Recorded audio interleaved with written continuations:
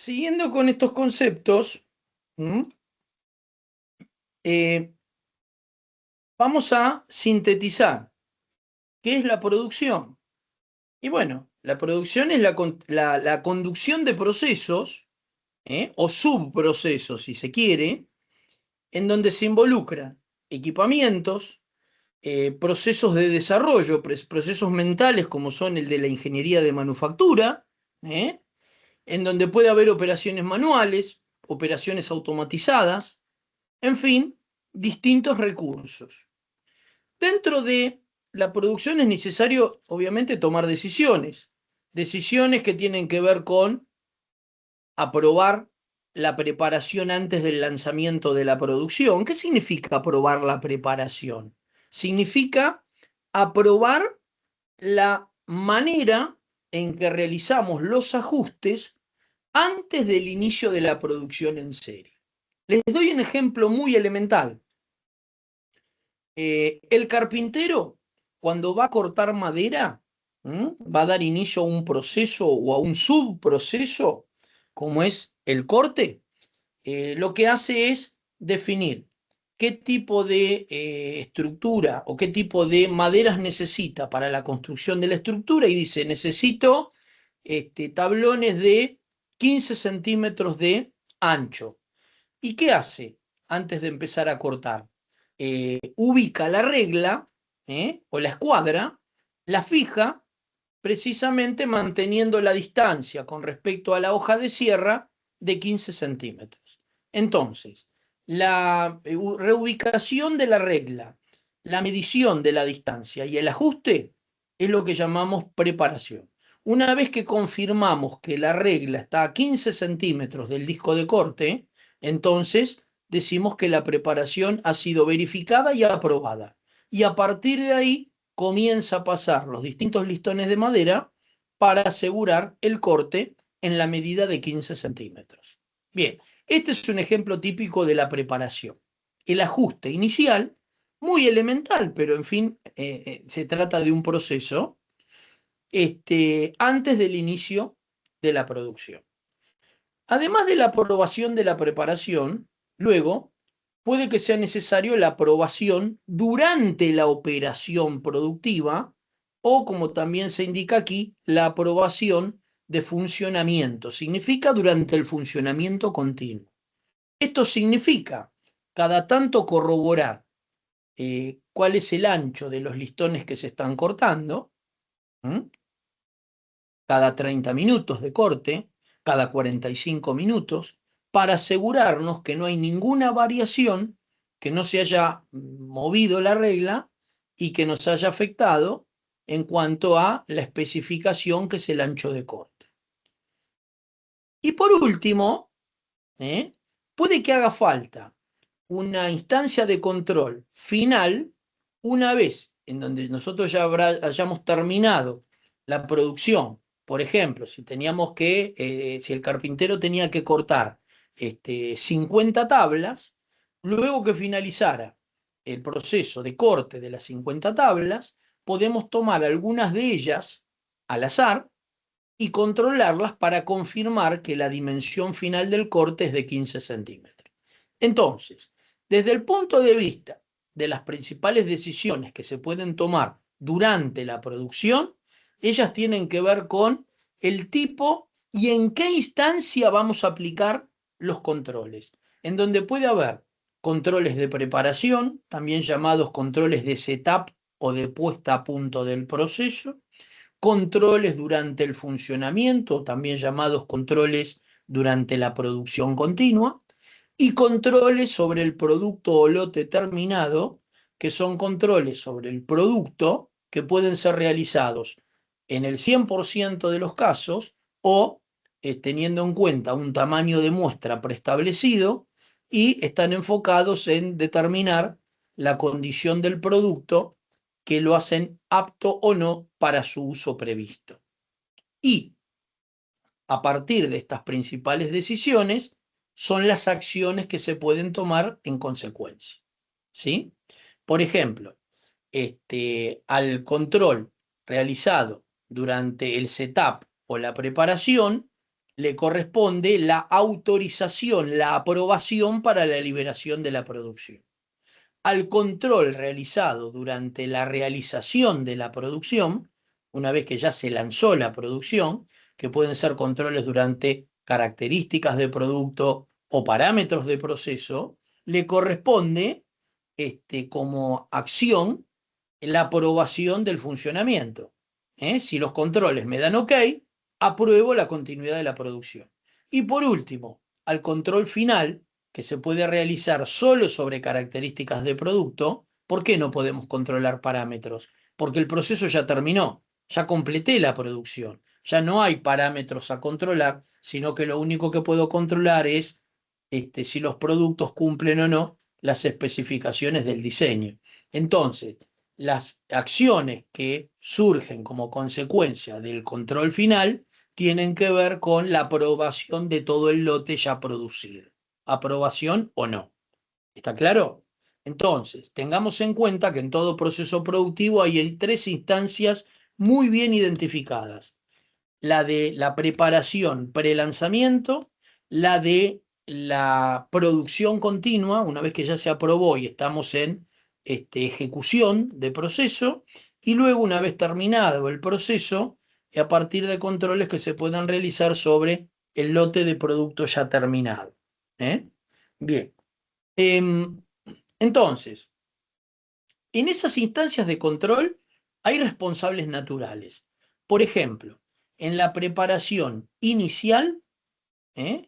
En la preparación inicial o también como la llamamos setup o puesta a punto, esta preparación se realiza antes de iniciar la producción en serie y normalmente los que son responsables por realizar esta preparación y autorizar el inicio pueden ser preparadores de máquina, puede ser personal de mantenimiento, puede ser personal de producción o de calidad. Caso típico del proceso de estampado, en donde la preparación de las herramientas, de las matrices, la hacen los especialistas de matricería y son ellos quienes liberan el proceso. O, por ejemplo, en el caso del proceso de corte, del aserrado de la madera, ¿eh? La preparación la hace el mismo operador, el carpintero, y es este preparador, el carpintero, el que libera el proceso. ¿Está bien? Hay algunos otros procesos en donde, por ejemplo, se trata de procesos automáticos, procesos robotizados, en donde la selección del programa y probablemente las funcionalidades que hacen a la operación directamente son determinadas y son confirmadas por la ingeniería de manufactura, por los programadores, dependiendo del tipo de proceso del que se trata. Si el control es durante la producción misma, es decir, ya se lanzó la producción, podríamos decir que no son controles iniciales, sino medios mientras la producción continúa. Entonces, estos controles pueden ser realizados mediante el muestreo, en donde el muestreo admite dos posibilidades.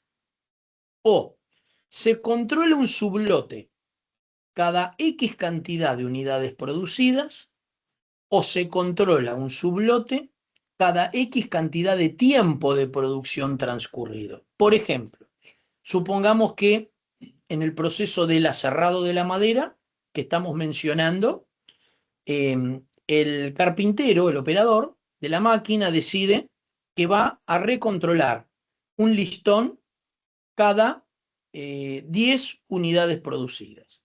Entonces, empieza la producción de la primera unidad, la controla como control inicial de liberación y autoriza el inicio del proceso.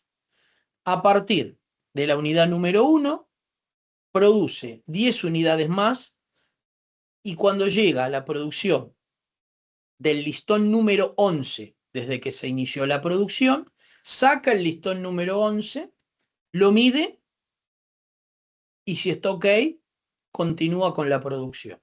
Entonces, a partir de ese listón, produce 10 más, ¿eh?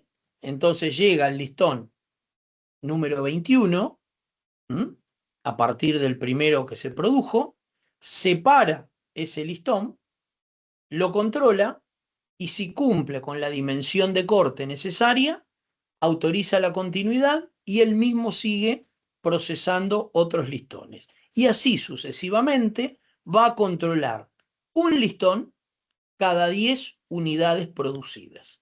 El sublote de control es 1 y la frecuencia de control es cada 10 unidades. Ese es un ejemplo. En el otro ejemplo, el mismo operador de producción, en una operación que tal vez le demande mucho tiempo de realización, supongamos que tiene programado cortar listones durante toda la semana, arranca el día lunes, controla el primer listón cortado, confirma la ubicación de la regla y libera el proceso productivo. Y como va a estar toda la semana cortando, entonces, a partir de ahora, del primer el producto controlado y aprobado, fija como técnica de muestreo para confirmar el control durante la producción, controlar 2 unidades consecutivas cada 1 hora de producción realizada. Entonces, si la primera pieza, el primer listón, lo controló a las 8 horas y lo liberó, al cabo de 1 hora, a las 9 horas, va a retirar de la máquina las últimas 2 piezas producidas, los últimos 2 listones, y los va a controlar. Si están ok, autoriza la continuidad de la producción. Caso contrario, detendrá el proceso, revisará qué ha pasado, cuál o cuáles son las causas del desvío y hará los ajustes antes de volver a autorizar el reinicio. En este caso, el tamaño del lote de control es 2, controla 2 listones, y la frecuencia es cada 1 hora de producción. Esas son las 2 posibilidades, no hay otra. Y por último, está el control final. Una vez que todos los lotes, o perdón, que todas las piezas del lote fueron realizadas, se detiene la producción y tenemos, no sé, 500 tablones cortados como consecuencia del trabajo realizado por este operador de lunes a viernes, trabajando un turno. Entonces, acá nos queda como alternativa para realizar control final, controlar una muestra, un subgrupo del total de unidades producidas, o en el caso límite, controlar nuevamente cada una de las piezas. Esto quiere decir, por ejemplo, elegir 10 tablones o listones al azar del total de 500 listones cortados, controlarlos y confirmar el resultado, o, por ejemplo, volver a recontrolar los 500 uno por uno. Entonces, fíjense que cuando hablamos de control inicial o de setup, solamente puede ser una cantidad limitada de productos, el primero, los 2 primeros, los 3 primeros, a partir del momento en que se inicia la producción y antes de autorizar la producción continua. No existe otra técnica de muestreo. Para la producción intermedia existen 2 técnicas de muestreo. Controlar un subgrupo cada X cantidad de unidades producidas, o controlar un subgrupo del grupo total cada X cantidad de tiempo transcurrido. Y para el control final, nuevamente, o controlamos ninguna de las piezas ya producidas, o controlamos el 100% de las piezas producidas nuevamente, o controlamos un subgrupo del total de unidades producidas elegidas aleatoriamente. Esas son las técnicas de muestreo con sus correspondientes responsables, que pueden darse en cualquiera de las 3 instancias en las que podemos subdividir a un proceso productivo, que son las que hemos mencionado. Control inicial de setup, control durante la producción continua, o control sobre el producto terminado una vez que la producción finalizó. Bien. ¿Cuáles son las condiciones para asegurar que un proceso productivo es controlable? ¿Y qué competencias se requieren en las personas que van a asegurar la controlabilidad? ¿Se entiende? Primero, ¿qué condición se tiene que cumplir y qué cualidades tienen que tener quienes controlen? Primero, controlar significa siempre comparar, ya vimos el módulo de control. Entonces saben ustedes que para poder controlar necesitamos tener dos elementos. Por un lado, el resultado de la medición y por el otro lado, el estándar o valor de referencia contra el cual vamos a comparar. Entonces, independientemente de quién haga los controles, porque la responsabilidad ya la vimos anteriormente, en la presentación anterior, lo primero que tenemos que saber es cuáles son los límites de referencia, los valores que vamos a adoptar como normas del proceso para poder comparar. Dicho de otra manera, cuáles son los valores del estándar. ¿Eh? Por ejemplo, para el ancho de corte de los tablones dijimos 15 centímetros, más o menos 1 milímetro. Quiere decir que admitimos desde 14,9 a 15,1. Punto. Lo que está fuera de ese rango es producto no conforme. Ok. Eso es, primero, identificar los estándares para el proceso, que son los límites contra los cuales vamos a comparar. Tenemos que tener en claro por qué es necesario controlar esa dimensión, porque esto tiene que ver con la construcción que pensamos realizar utilizando esos materiales. Tenemos que saber quién es el responsable en cada caso. Si se trata de controlar el ancho de corte, es el propio operario de la máquina de la sierra el que va a ser el encargado de realizar esos controles. Le asignamos esa responsabilidad. Tenemos que saber cómo y cuándo se debe de medir la característica ancho de corte. ¿Cómo? Por ejemplo, con un metro de carpintero. En el inicio del tablón, la zona media y al finalizar la longitud del tablón. Eso es cómo. ¿Y cuándo? ¿Cuándo significa cada X cantidad de piezas o cada X cantidad de tiempo transcurrido? Como lo hemos explicado anteriormente. ¿Cómo se van a informar los resultados? A ver, vamos a generar una planilla de registro. ¿Para qué? Para luego podérsela comunicar a quienes continúen con las siguientes operaciones. ¿Eh? Quien corta la madera luego se la va a dar al que ensambla y que va a tener que usar esas maderas para conformar el mueble del que se trate. No sé, el placar, del armario o lo que fuera. Saber quién es responsable de generar la información. ¿Quién tiene que generar el registro de los resultados de corte? Por ejemplo, el operario que está a cargo de la máquina de la sierra de corte. ¿Y a quién se lo debe de comunicar? Obviamente, también es necesario saber cómo se va a evaluar.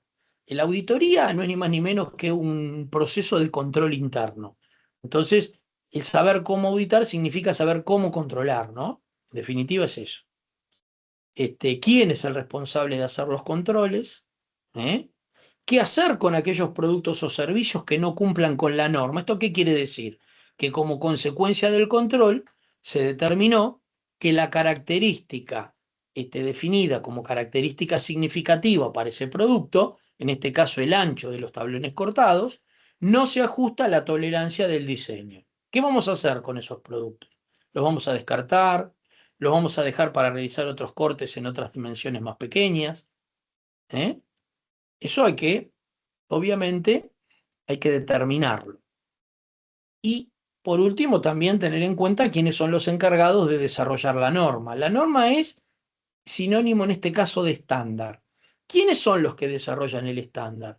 Los que definen el resultado del diseño, como lo vimos anteriormente, ¿se acuerdan? Es decir, quién debe desarrollar la norma significa saber quién es el dueño del diseño, quién es el responsable por la liberación del diseño del producto, no del proceso de manufactura, del producto, el que definió las dimensiones que va a tener el mueble y por lo tanto a partir de esa definición, ¿eh?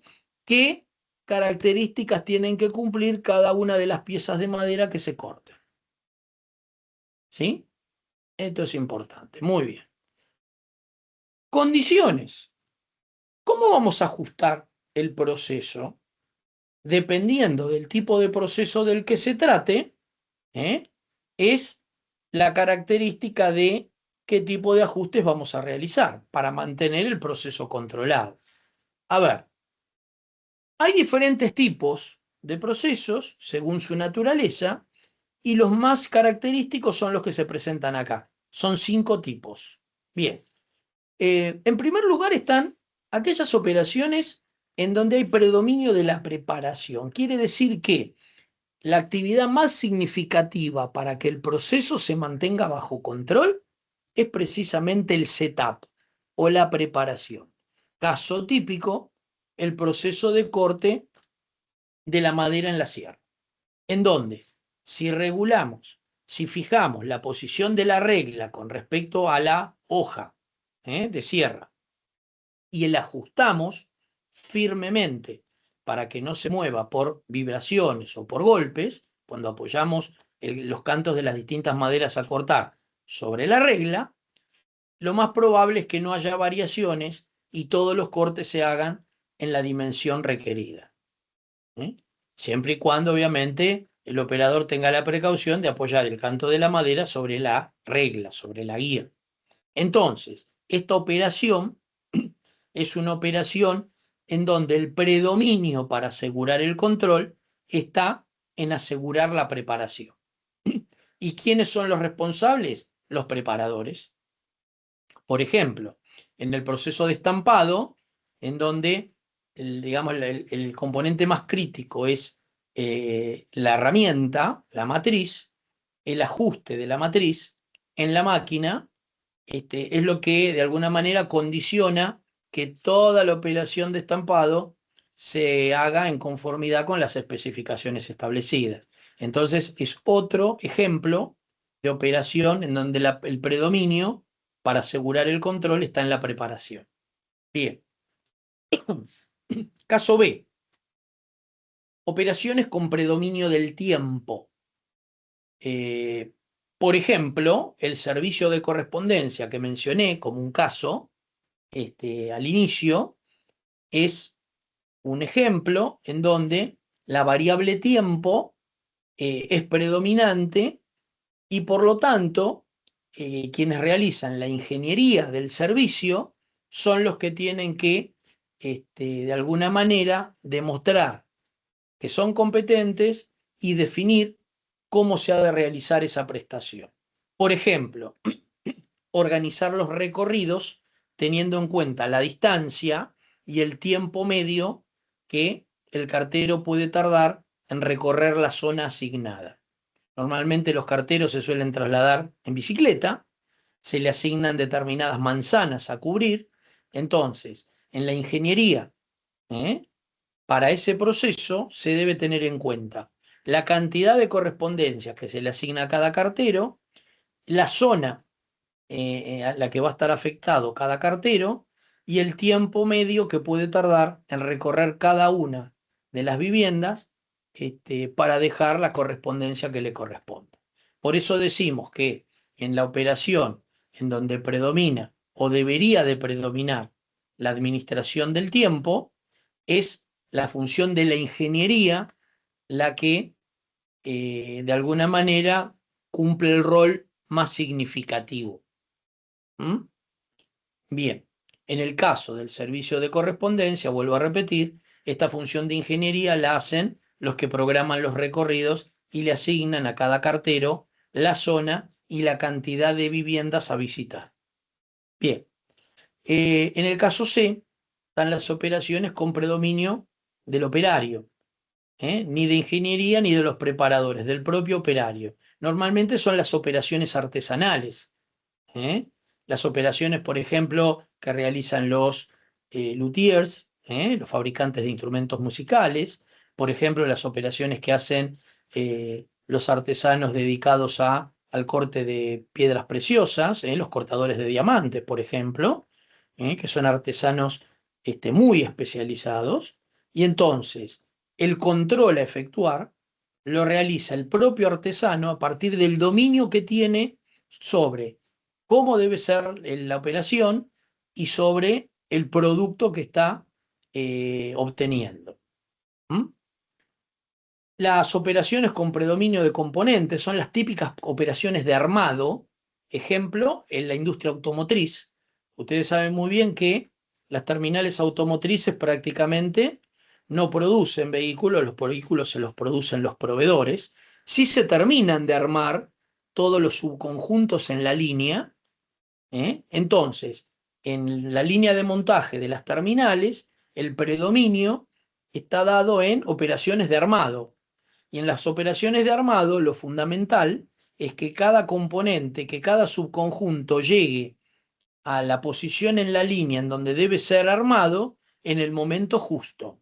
Por eso decimos que operaciones en donde hay predominio de los procesos de armado, son operaciones en donde la responsabilidad recae básicamente en los operadores logísticos, los que se ocupan de el movimiento de los materiales y de activar los materiales para que lleguen en el momento justo.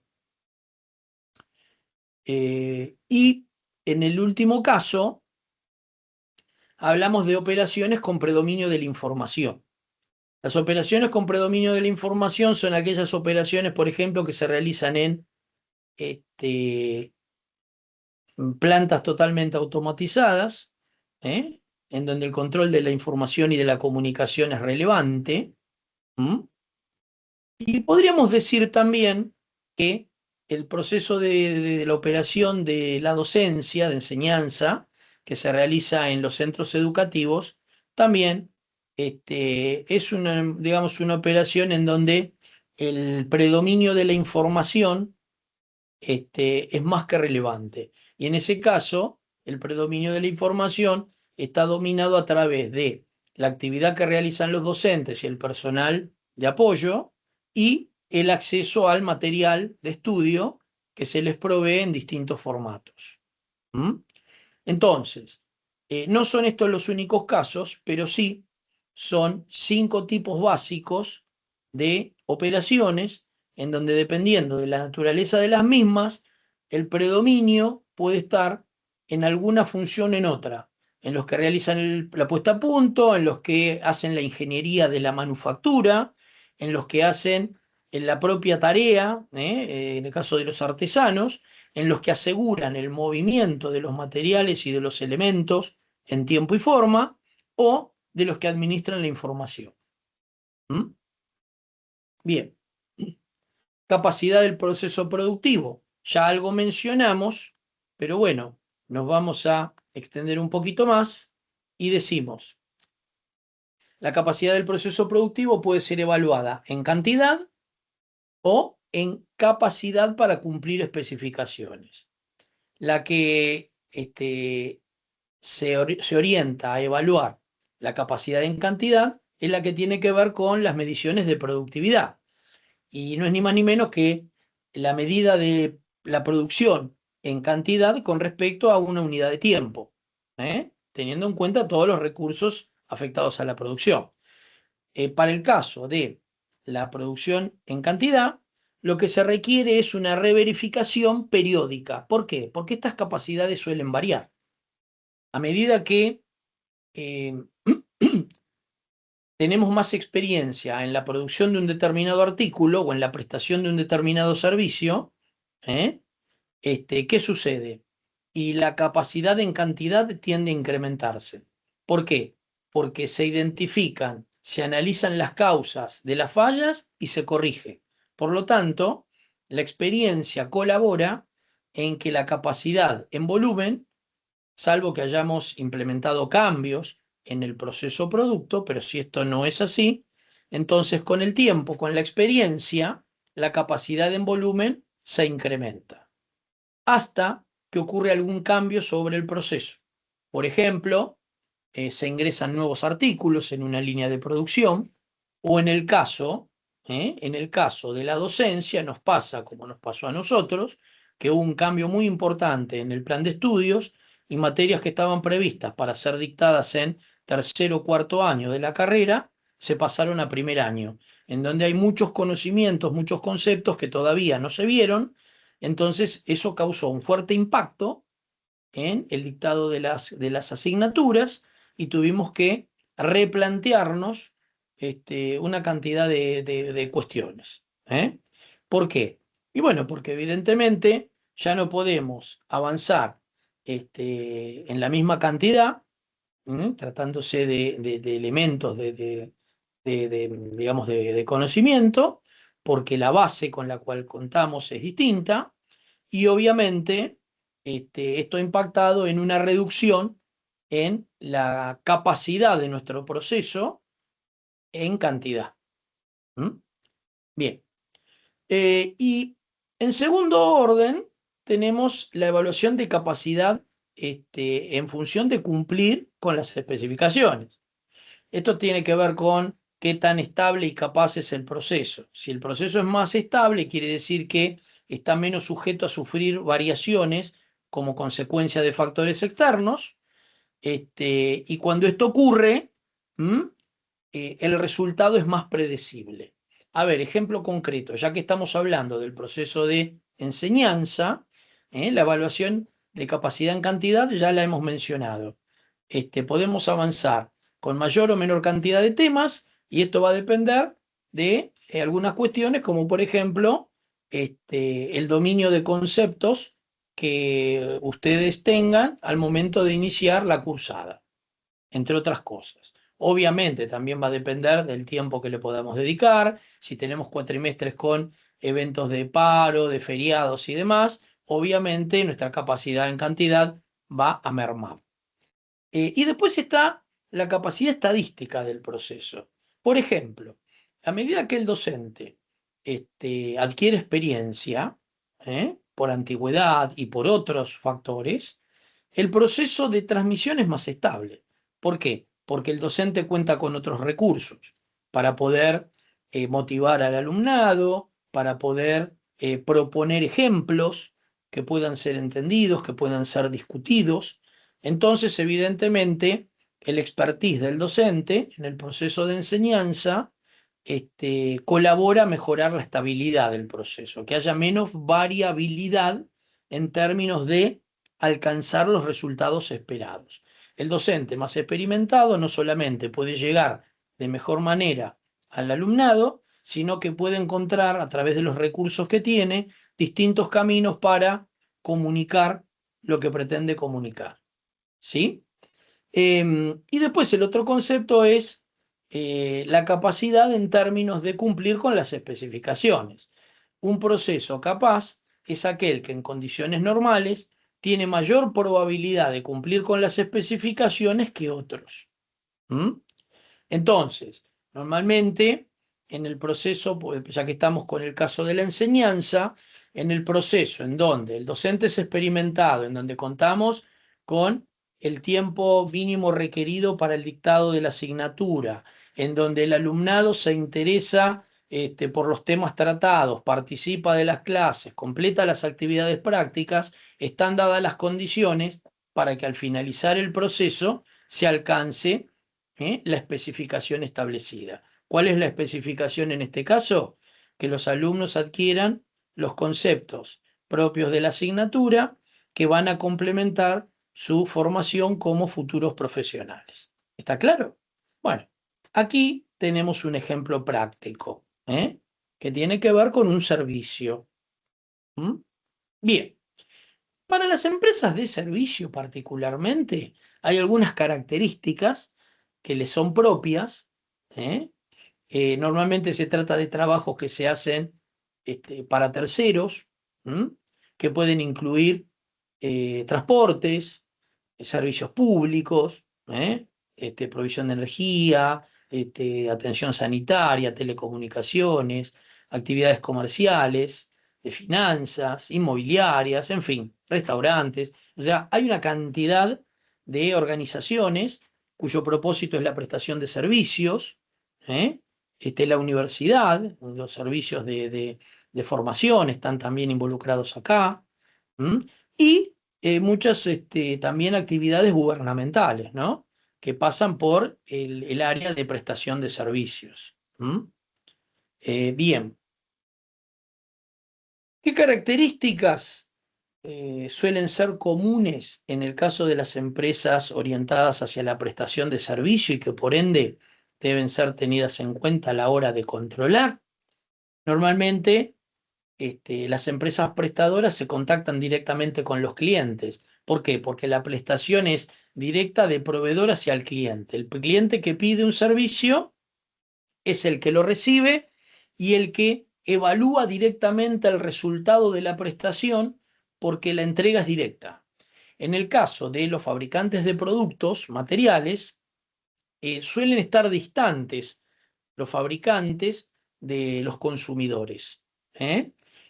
Piensen ustedes, por ejemplo, no sé, nosotros consumimos muchísimos bienes materiales en el día a día, productos alimenticios, y no estamos manteniendo contacto directo con los proveedores de lácteos, con los proveedores de bebidas, con los proveedores de las verduras que consumimos.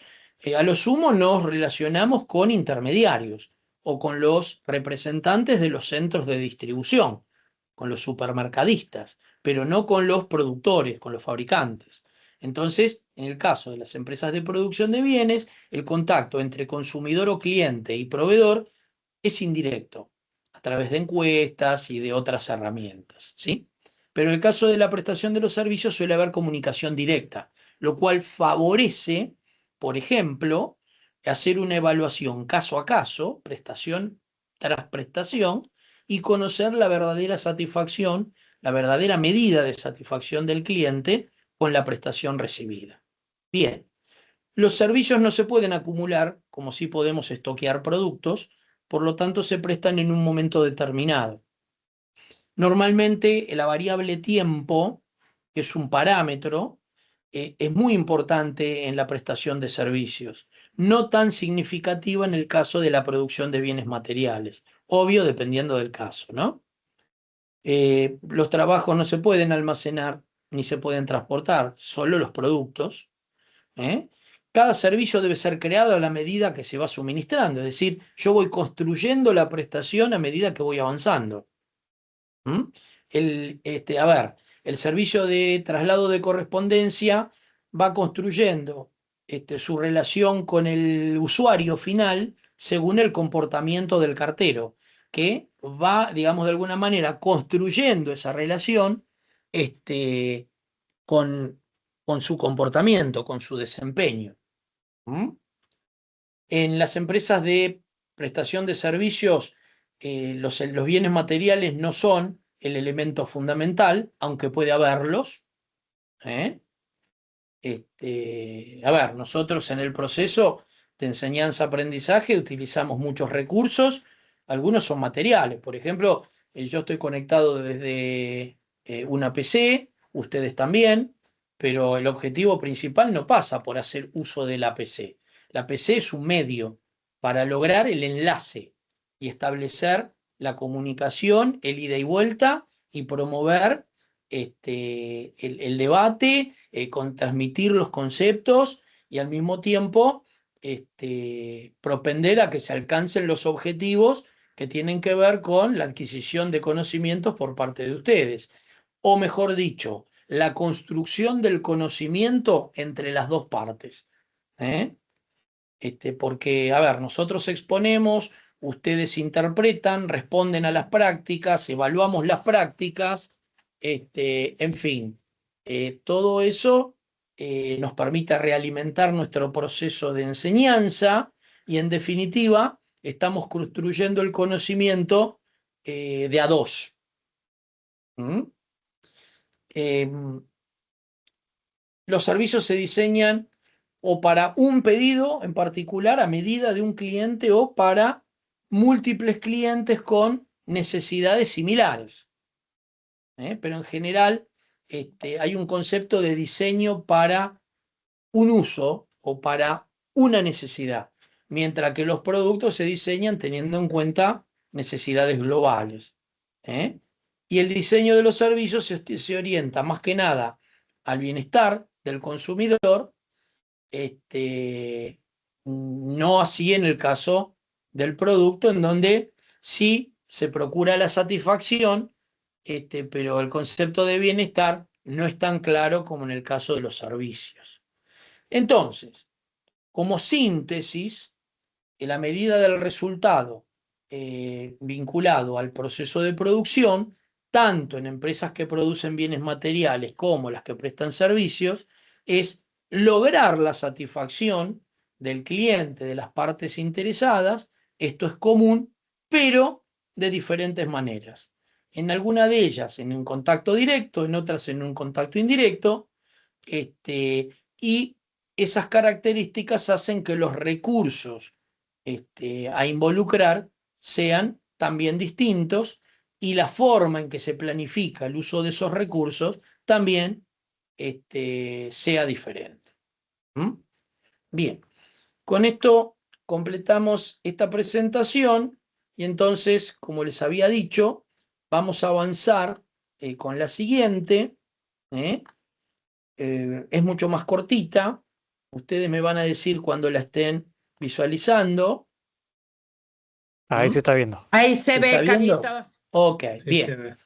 ve. Esta presentación tiene que ver con la investigación y el desarrollo, como punto de partida, en donde no es lo mismo investigar que desarrollar. La investigación tiene que ver con crear el estado del arte sobre el conocimiento de algún tema. ¿eh? Crear el estado del arte significa, por ejemplo, trabajar en ciencias básicas, más que nada, física, química, para entender el comportamiento de los materiales, para luego poder utilizar ese conocimiento adquirido en una o más aplicaciones prácticas. Eso es desarrollo. Entonces, crear el estado del arte sobre el conocimiento es investigación, para luego crear el estado del arte sobre la aplicación, que es desarrollo. El ejemplo práctico es el que mencioné.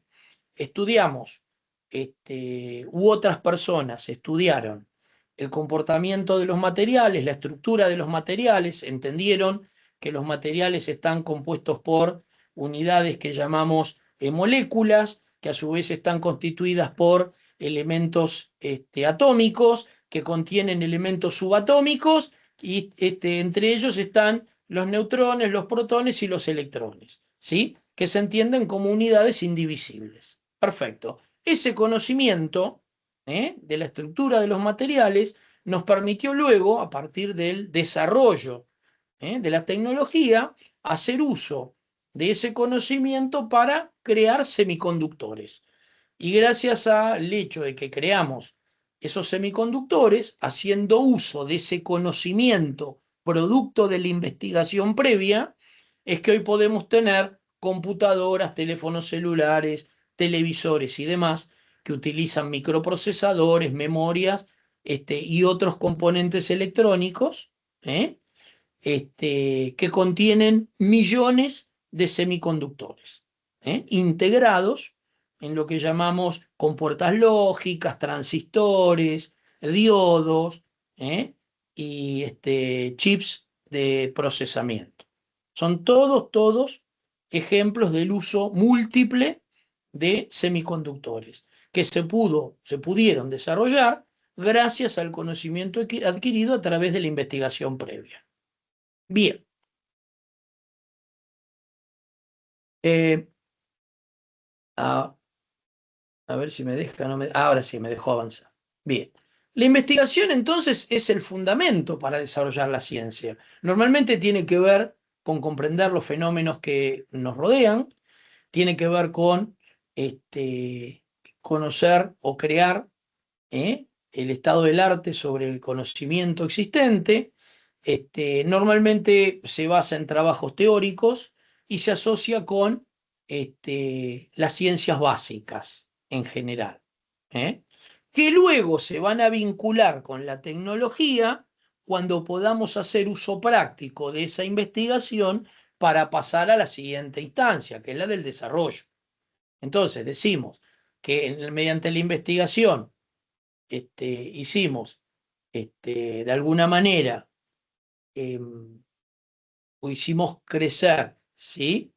La ciencia, el conocimiento científico, y ahora a través del desarrollo queremos hacer uso, aplicación de ese conocimiento científico para propósitos determinados.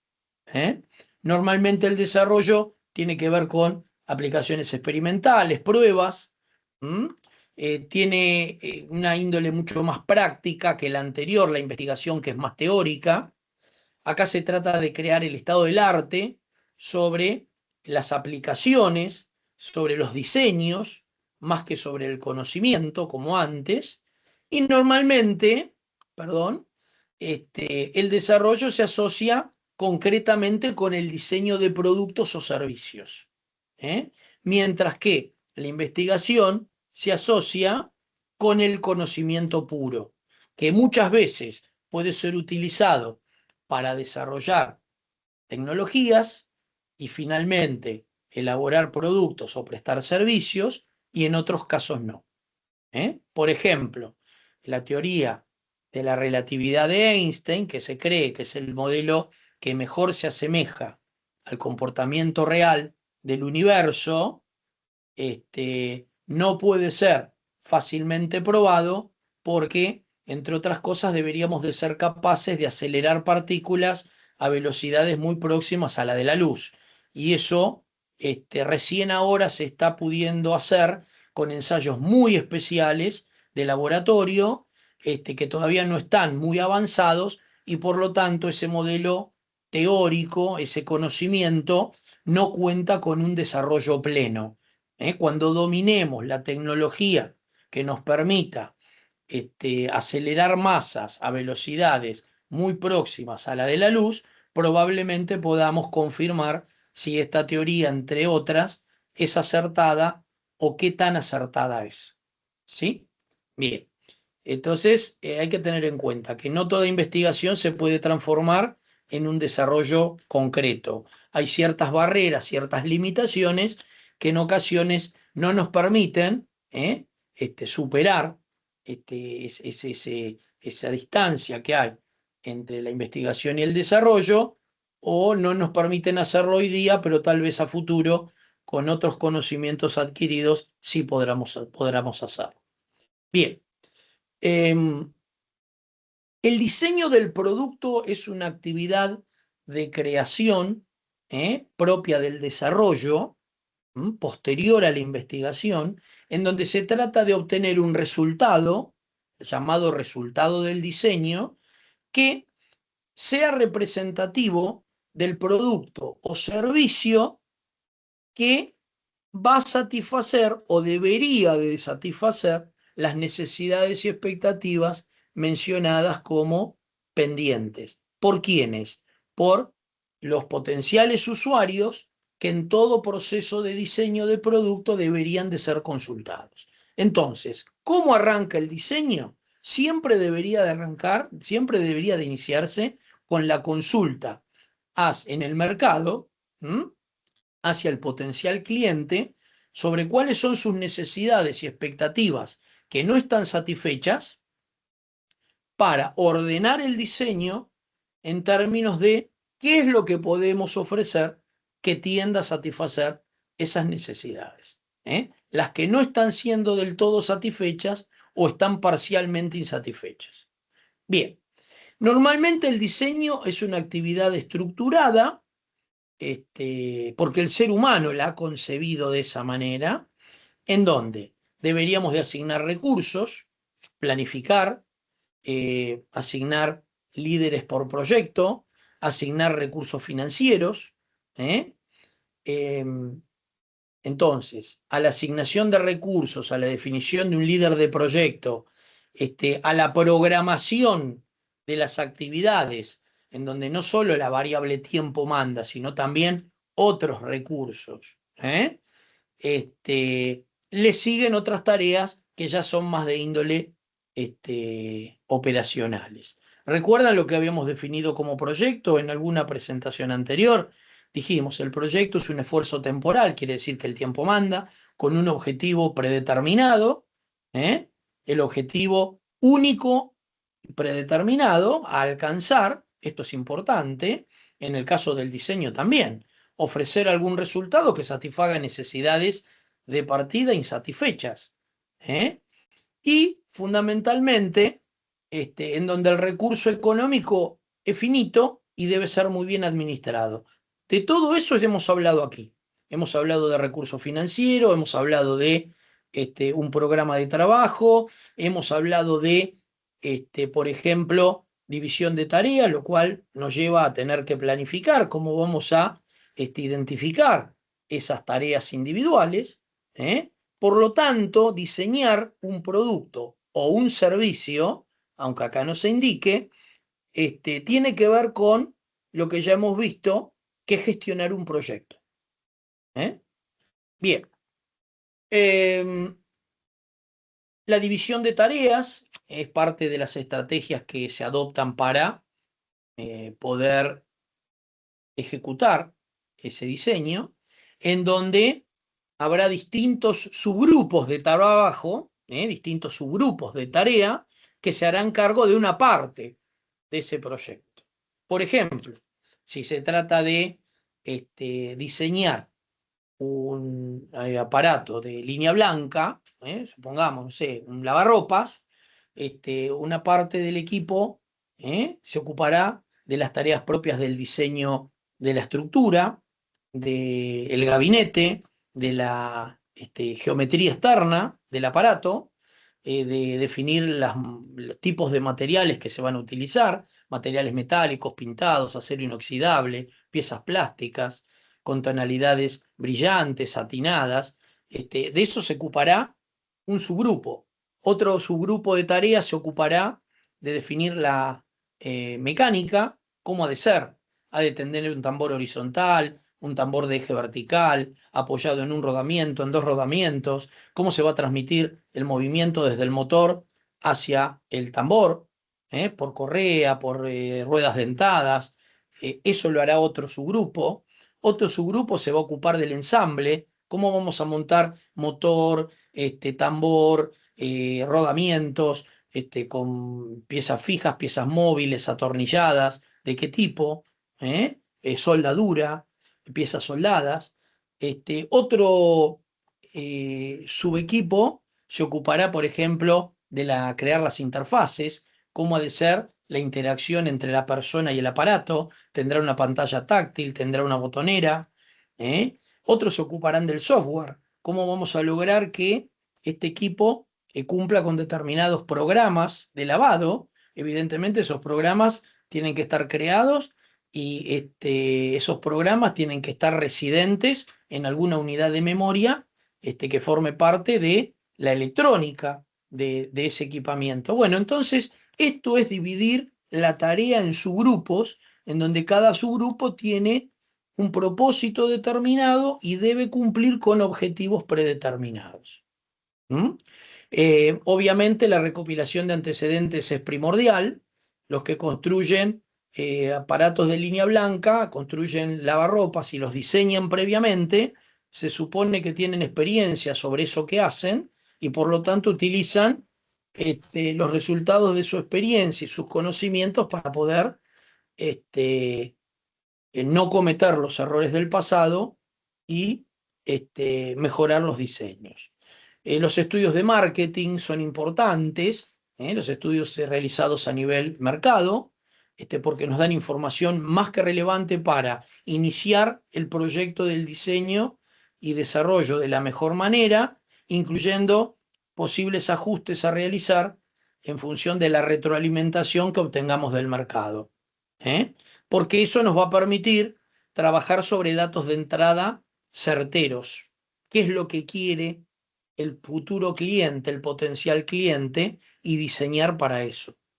Una vez que ya las actividades están definidas, cada uno con sus objetivos parciales, entonces iniciamos las tareas operativas y al finalizar cada tarea aplicaremos una revisión de diseño. ¿Se acuerdan que hablamos de revisión? Dijimos, es el control individual que se hace por actividad, por tarea, en donde se corrobora si cada actividad nos permitió alcanzar o no los objetivos que se esperaban para ella.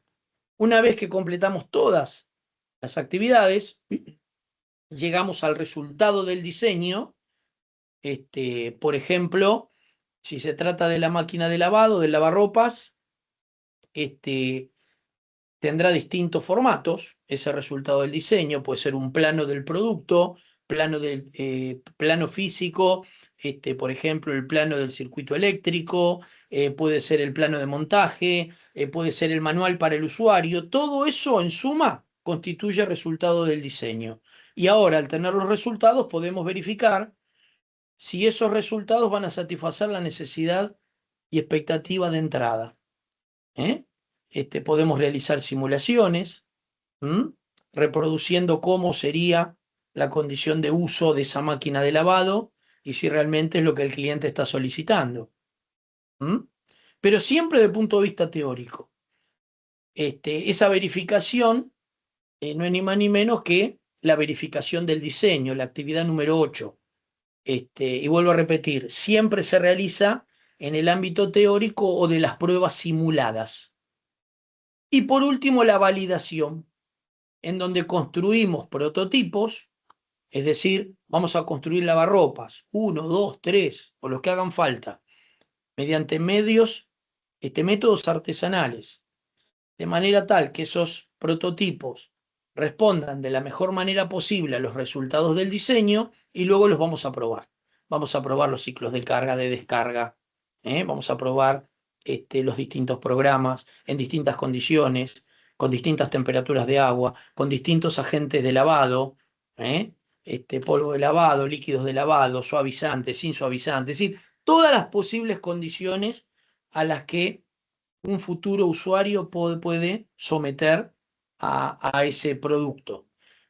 Y a partir de los resultados de esas pruebas, vamos a confirmar si realmente el diseño es el esperado o aún no presenta falencias, y en el caso de detectar falencias deberíamos devolver hacia atrás para revisar en qué etapas se produjeron esas falencias y hacer las correcciones antes de seguir avanzando. Bien.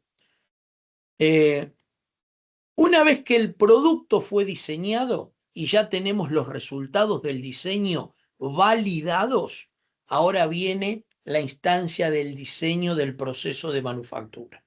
Es decir, ¿cómo voy a hacer para producir en masa lavarropas que respondan al resultado del diseño anterior?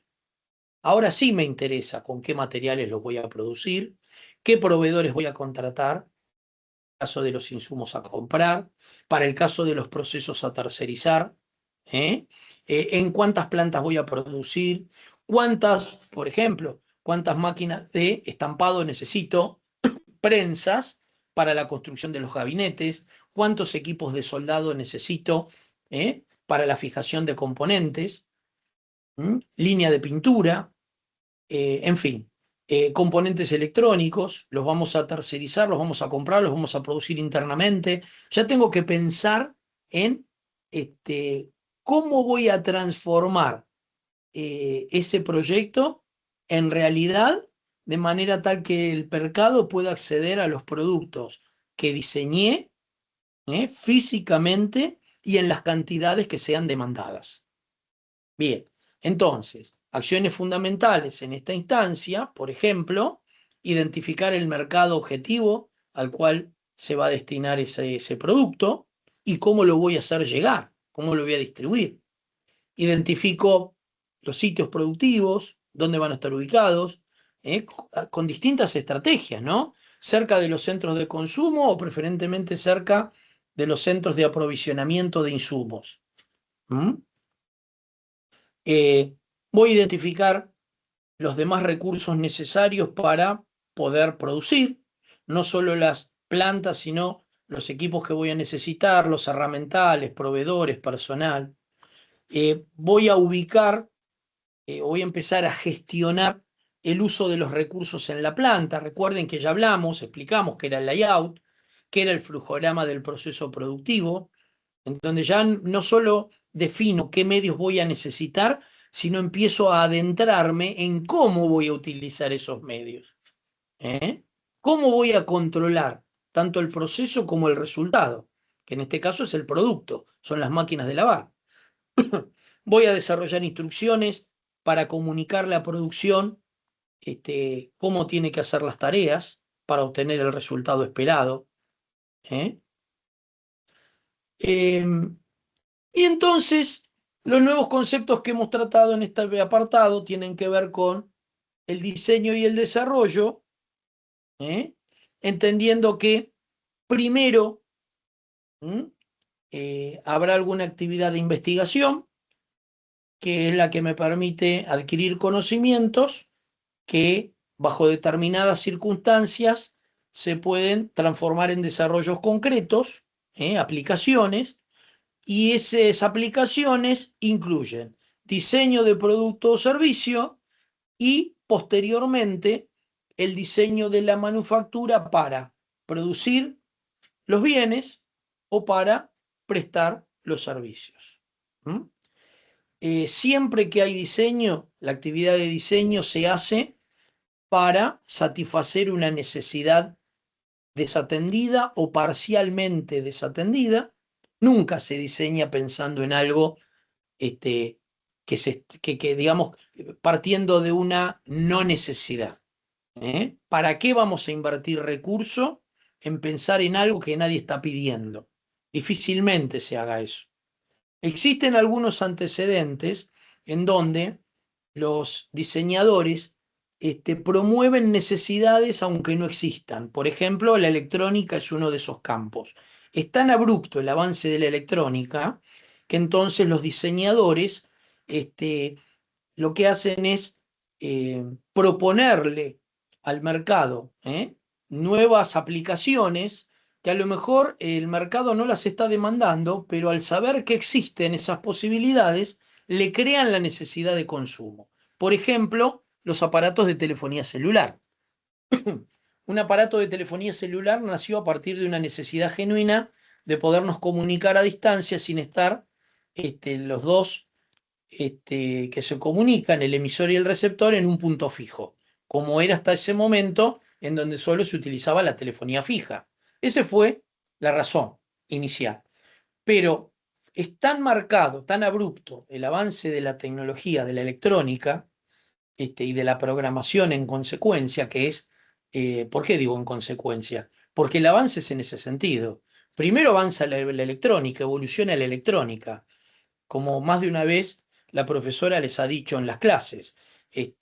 No es ni más ni menos un ingeniero electrónico respecto de un programador o de un ingeniero en informática, pero sí hay una realidad, es que el desarrollo nace de lo que los electrónicos son capaces de promover. Si no existe la posibilidad de desarrollar un nuevo chip, un nuevo microprocesador, ¿qué sentido tiene en pensar en programas complejos si no tenemos manera de correrlos?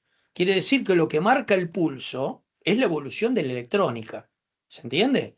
Es tan abrupta la evolución de la electrónica que hoy los fabricantes de telefonía celular le pueden ofrecer al mercado aparatos que cumplen con una cantidad de funcionalidades que probablemente no son requeridas para la mayoría de los usuarios, inexpertos o ignorantes como soy yo. Están en la posibilidad de mi teléfono celular hacer un montón de cosas que realmente las desconozco porque nunca se me ha presentado la necesidad de disponer de esas funcionalidades. Pero sin embargo, a medida que el tiempo transcurre y mi aparato se vuelve obsoleto, ¿eh? Se va volviendo cada vez más obsoleto, entonces me crean la necesidad de consumir. Es una necesidad artificial, pero necesidad al fin, que me lleva finalmente a tomar la decisión de adquirir un nuevo aparato de telefonía celular, por una cuestión de no perder el ritmo, de no dejar de pertenecer al mundo de los que utilizan otro tipo de aparatos de telefonía celular más sofisticados con otras funciones, aunque no sea mi necesidad. ¿Se entiende? Pero son muy pocos los campos tecnológicos en donde se puede lograr esta condición. ¿Mm? Bien. Entonces, el proceso de manufactura obviamente se realiza para poder cumplir con un diseño. ¿Cómo voy a fabricar productos que cumplan con el diseño conocido? Cuando diseño, etapa anterior, lo que se hace es obtener una definición de algún producto o servicio que sea capaz de satisfacer necesidades insatisfechas o parcialmente insatisfechas. ¿eh? Entonces, la rueda operativa que incluye el diseño y que ustedes han visto en más de una asignatura, de alguna manera incluye analizar el mercado para determinar cuáles son las necesidades expectativas, analizar las posibilidades de comercialización de un producto o servicio ¿eh? Tendiente a satisfacer esas necesidades y expectativas insatisfechas o parcialmente satisfechas.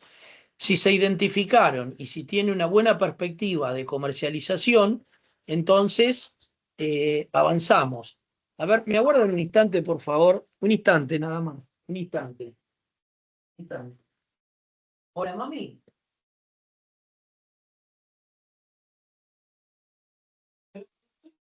Sí, mami, no me llamé, estoy con los alumnos. Mi hijo se fue a buscar a Flor. Sí, bueno, no está. Le fue bien, cree que le fue bien. Bueno, te llamo. Chao, chao. Chao, chao, chao. Bueno, perdón, discúlpenme. Perdón, Carlitos, ¿está todo bien con tu mamá? Sí, lo que pasa es que, a ver, tiene estas cosas. Sabe que estoy dando clase y me llama y me llama y me llama y me llama y ya le corté varias veces, pero ya cuando insiste tanto tengo miedo que tenga algún problema de salud, que haya descompuesto o No, ya algo. está. Por eso les pedí perdón para atenderla, pero era nada más que quería saber cómo le fue a mi hijo que hoy fue a rendir un examen. Vos fijate, ¿no? ¿Cómo le Este, fue?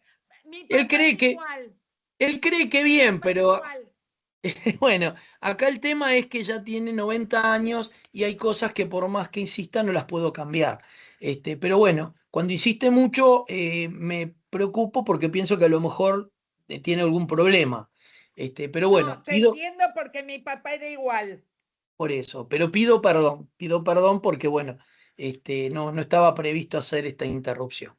Pero bueno, ya estamos terminando. Entonces, analizamos la necesidad, expectativa en el mercado, analizamos la viabilidad de comercialización de ese producto o servicio que ha sido diseñado y luego se va a producir. Eh, Obviamente, si es viable, ahí sí completamos las instancias del diseño, tanto del producto como del proceso de manufactura. Iniciamos la adquisición de los insumos para luego pasar a la manufactura. A partir de tener productos disponibles, iniciamos la distribución y la posventa, accediendo al mercado con ese producto o ese servicio propuesto.